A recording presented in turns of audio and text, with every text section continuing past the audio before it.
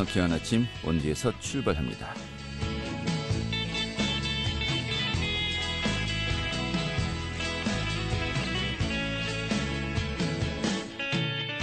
안녕하십니까. 10월 22일 목요일 아침 인사드리겠습니다.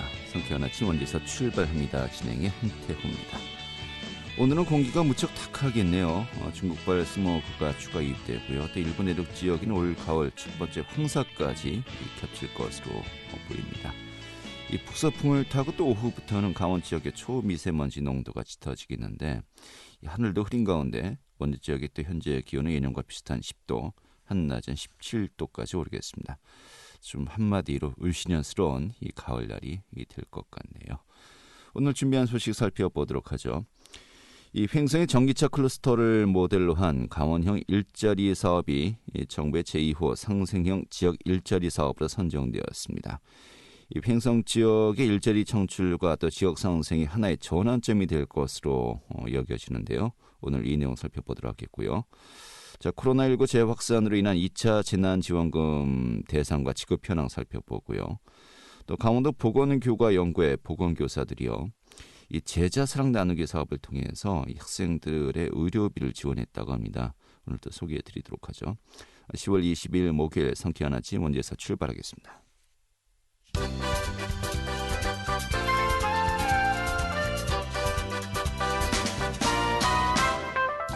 오늘의 주요 뉴스입니다. 코로나19 쇼크로 기업들의 고용 창출 능력이 약화되면서 일자리 유지를 위해서 투입되는 사회적 비용도 크게 증가한 것으로 나타났습니다. 정부와 공공기관에 따르면 올 들어서 8월까지 휴업과 유급휴직으로 인한 고용유지 지원금이 총 240억 원에 육박하고 이는 지난해 연간 지급됐던 것과 비교하면 50배 육박한다고 밝혔습니다. 정부가 오늘부터 전국의 요양병원 8천여 곳을 대상으로 방역실태 특별점검에 나섭니다. 최근에 부산의 한 요양병원에서 73명의 확진자가 발생하는 등 요양병원 집단 감염이 이어지는 데 따른 조치입니다. 이에 따라서 정부는 먼저 수도권 소재 요양병원 등의 입원 환자와 종사자에 대한 전수검사를 착수하고 오늘부터 전국 요양병원의 방역실태 특별점검에 나선다고 밝혔습니다. 교통사고 가짜 입원 환자의 적발을 위한 일제 단속이 실시됩니다. 원주시는 손해보험협회와 함께 오늘부터 다음 달 13일까지 지역의 의료기관 12곳을 대상으로 교통사고 입원 환자 관리 실태를 점검합니다. 주요 점검 대상 교통사고 입원 환자 외출 외박 기록 관리 상황과 자동차 손해배상 보장법 준수 여부 등이고 위법 사항이 적발된 의료기관에 대해서는 과태료를 부과하고 또 그 결과를 금융감독원과 손해보험협회에 통보한다고 밝혔습니다. 오늘의 주요 뉴스였습니다.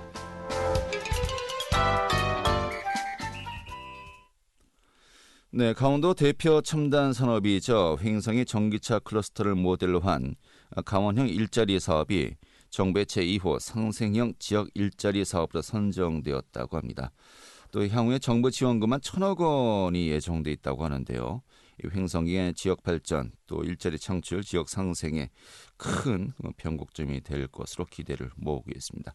오늘 자세한 내용 살펴보도록 하죠. 강원도민일보의 박창현 기자 연결하겠습니다. 여보세요?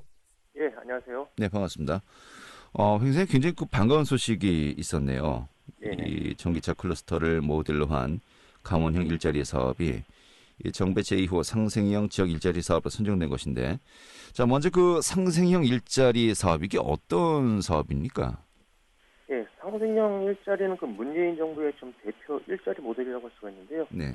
그 자치단체와 기업, 근로자, 주민이 좀 근로 여건이라든가 투자기회, 복리후생, 생산성 향상에 대한 합의를 통해서 추진하는 사업입니다. 기업은 국내의 생산 공장 등을 좀 투자를 하고요. 지역 주민과 근로자와 이익을 공유하는 모델입니다. 그 대신 근로자도 임금이라든가 근로조건 등을 적정하게 조율해서요. 상대적으로 낮은 임금이지만 일자리를 나누고 지자체로부터 복지 혜택을 지원받게 되는 시스템입니다.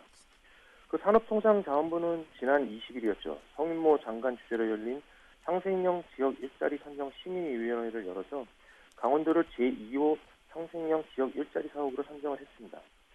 제1호 상생형 일자리는 지난 6월에 현대차가 주도하는 강주가 지정이 됐었고요.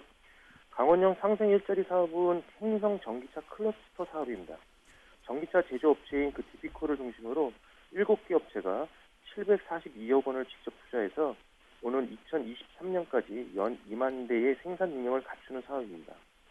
이 사업은 그 강원도와 행성군이 지난 2017년 7월 행성 우천 일반 산업단지를 이모빌리티 특화단지로 조성한 지 3년 만에 결실입니다.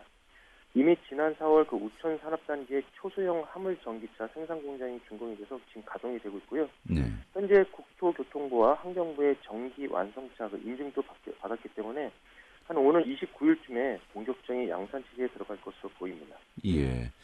사실 광주의 상생형 지역 일자리 사업, 이제 현대 자동차와 관련된 이야기가 있었을 때 좀 여러 가지 많은 그 논란도 있었습니다만은 이게 결국 이제 정부의 정말 핵심 사업 중에 하나 아니겠습니까? 네네. 이 정부의 상생형 지역 일자리 사업으로 선정되었다. 이게 어떤 의미를 지닌다라고 보면 될까요? 예, 일단은 그 문재인 정부의 핵심 정책이라는 게 좀 주요 의미가 들 수가 있고요. 네. 그 정책 중에 하나인 그 상생형 지역 일자리 사업에 행성 전기차 클러스터가 강원형 일자리 사업으로 선정된 것으로서 향후 그 기업 경영 환경이 좀 열악한 그 강원도 입장에서 보면은 새로운 양질의 일자리를 제공한다는 점에서 좀 의미가 좀 큽니다. 그것도 그동안 그 자동차 부품 산업에 의존해온 도내 제조업 산업 구조를 전기차 중심으로 재편하는 신호탄이 될 수 있다는 점에서 좀 주목할 만한데요. 그 행성 입장에서 보면은 역대 최대 규모의 좀 국비 지원 사업이 아닌가 이렇게 생각이 됩니다. 예. 강원 상생형 일자리 사업은 지금 모두 7개 기업이 참여하게 되고요. 완성차를 생산하는 디피코를 비롯해서 부품 생산업체 중 경기도에 소재한 한국 EV 충전기라든가 강원 EM 그리고 인천에 소재한 DMB 엔지니어링 등 4개 기업이 본사를 행성으로 이전하게 됩니다. 또 경기도에 있는 아비코라든가 경남의 화인, 제주도에 있는 도암 엔지니어링 등은 이런 3개 기업은 행성 우천 산업단지에 공장을 건설하게 됩니다.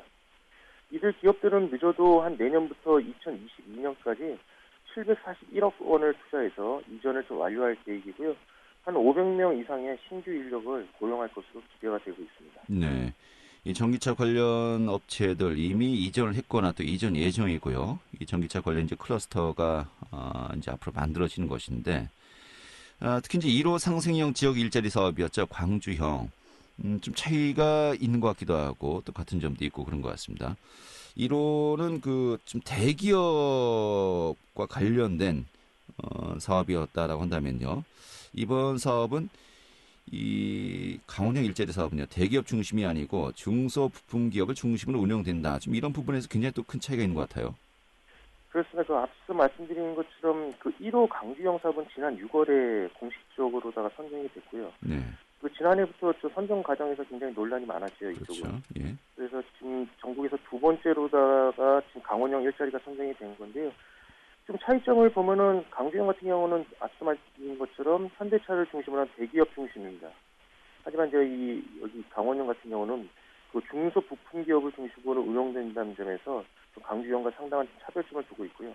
강주형을 보면은 그 강주시와 현대차가 그 합작법인 강주 글로벌 모터스를 설립해서 3년간 한 5,700억 원을 좀 투입해서 자동차 공장 건설을 지금 현재 추진 중입니다. 네.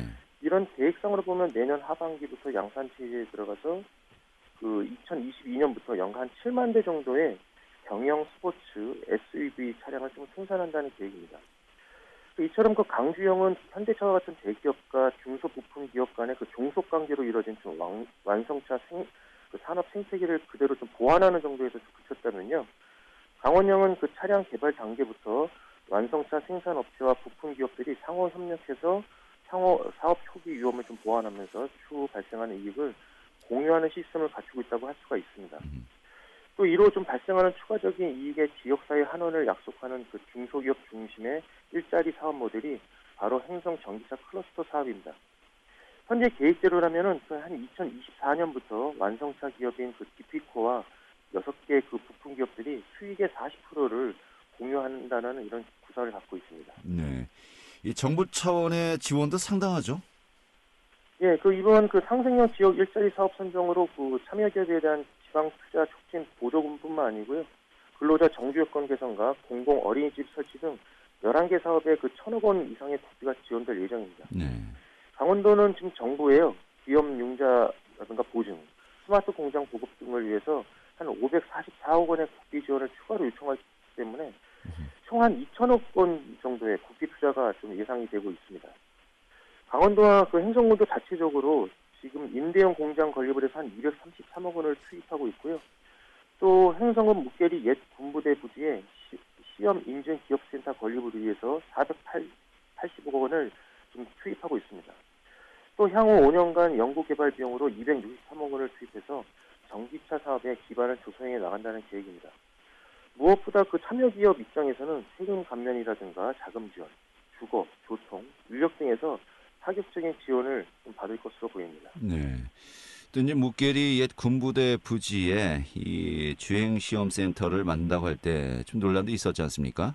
네네. 지금 와서 보니까 결과적으로 이게 굉장히 지금 이번 그 결과를 낸 데 있어서 큰 도움이 된 것 같네요. 예. 예.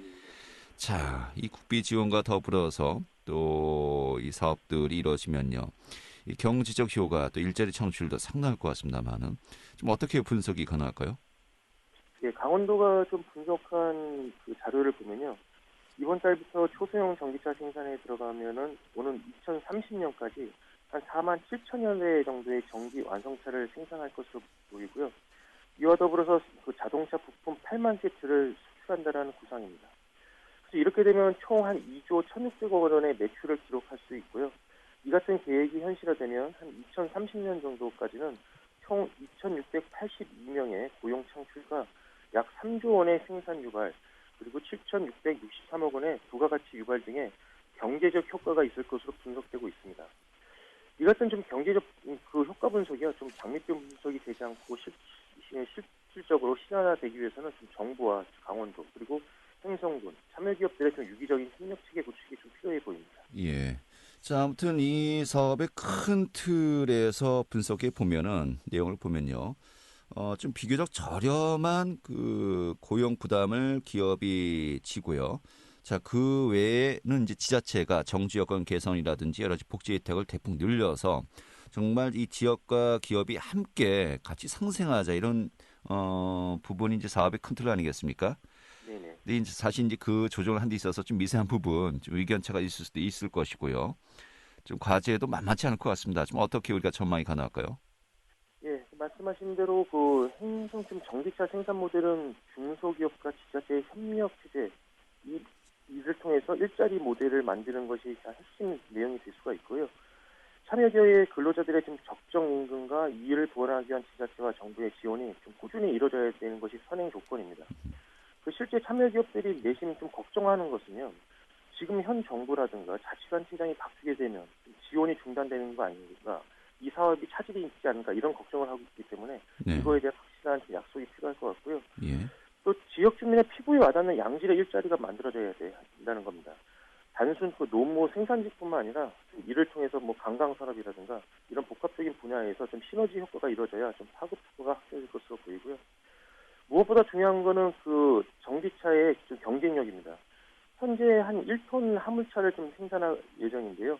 기프코의 그 완성차는 그 정부와 지자체의 보조금을 좀 고려하면 한 1,000만 원, 한 그 원가로당 한 800만 원에서 1,000만 원까지 좀 예상이 되는데요.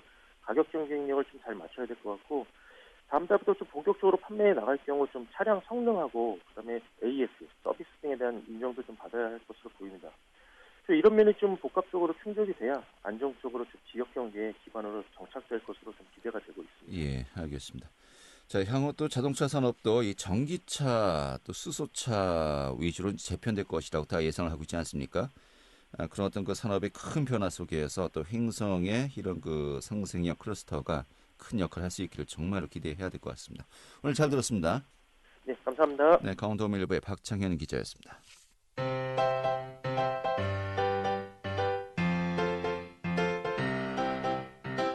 KBS 원주방송국이 유튜브 다시 듣기 서비스를 실시합니다.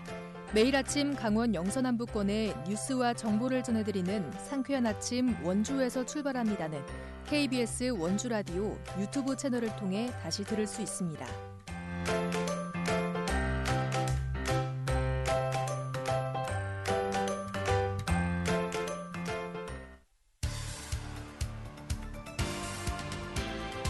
알찬 정보, 생생한 현장의 소식을 전해드립니다.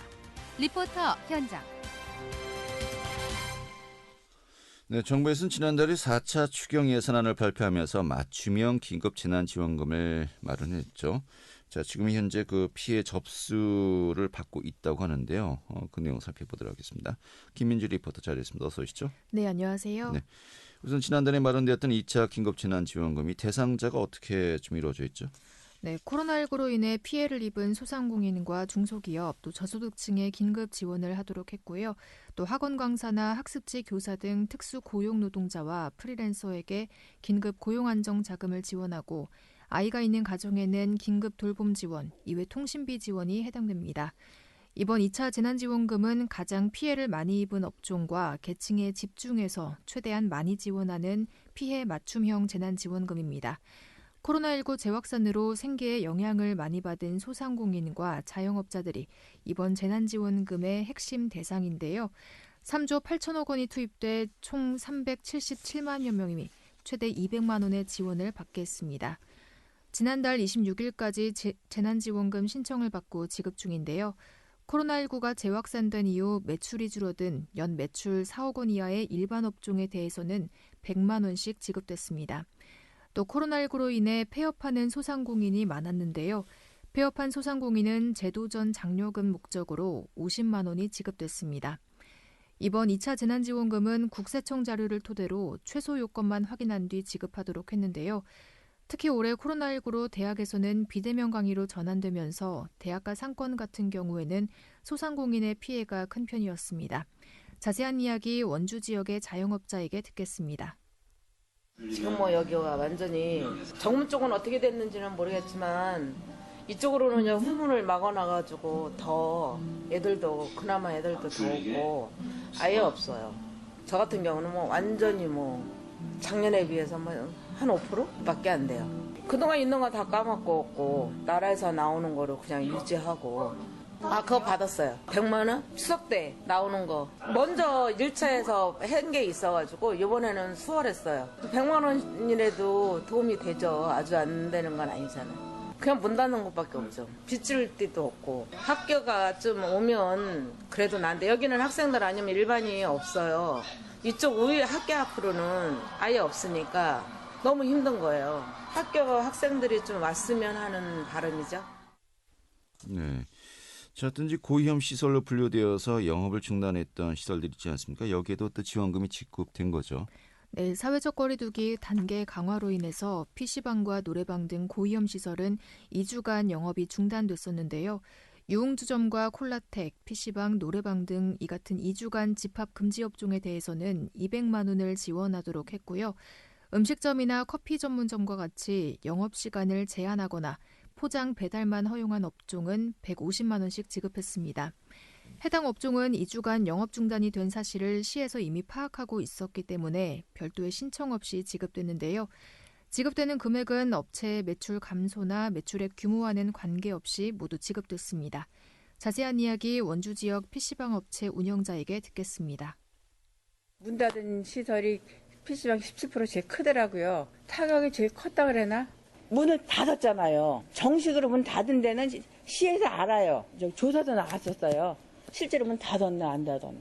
그러니까 기본적으로 가만히 있어도 나가는 게 한두 개가 아니니까. 근데 그거 받은 거는 공과금 내는 거 뭐. 전기세만 해도 뭐 몇십만 원이 기본이고. 게임하면 게임이 나가는 금액 또 따로 있고. 좀 고맙죠. 그걸로 내니까. 그게 없었으면 대출 내서 내야 되는 형편이니까. 초등학생들은 거의 구경 못하고 중학생들도 뭐 한두 명? 그러니까 만약에 5명이 왔었다면 그러면 한 7명 됐나? 그러니까 그 시로 한두 명 이렇게만 늘었지. 네. 자, 2차 긴급재난지원금 대상자 전체 어떻게 좀 포함되어 있죠? 네, 긴급 고용안정지원금 대상도 포함되어 있는데요. 코로나19로 소득이 감소한 특수 고용노동자와 프리랜서 등 70만 명이며 1차 재난지원금 때와 마찬가지로 3개월간 50만 원씩 지급됩니다. 신청 기간은 내일까지며 심사 후 11월 말쯤 지급될 예정입니다. 이외에도 중위소득 120% 이하 가구이면서 졸업한 지 2년이 안 되는 만 18세에서 34세 미취업 청년을 대상으로 특별구직지원금 50만 원을 지급했습니다. 오는 24일까지 신청을 받고 있습니다. 또 중위소득 75% 이하이면서 실직이나 휴업, 폐업 등으로 소득이 줄어든 가구에는 1인 가구 기준으로 40만 원을 지급하고요. 2인 가구는 60만 원, 3인 가구는 80만 원, 4인 가구 이상에게는 월 100만 원을 지급하고 있습니다. 신청 기간은 오는 30일까지로 온라인으로는 지난 12일부터 신청을 받고 있고요. 읍면동 행정복지센터에서는 지난 19일부터 신청을 받고 있습니다. 알겠습니다. 네, 오늘 잘 들었습니다. 네, 감사합니다. 네, 김민주 리포터였습니다.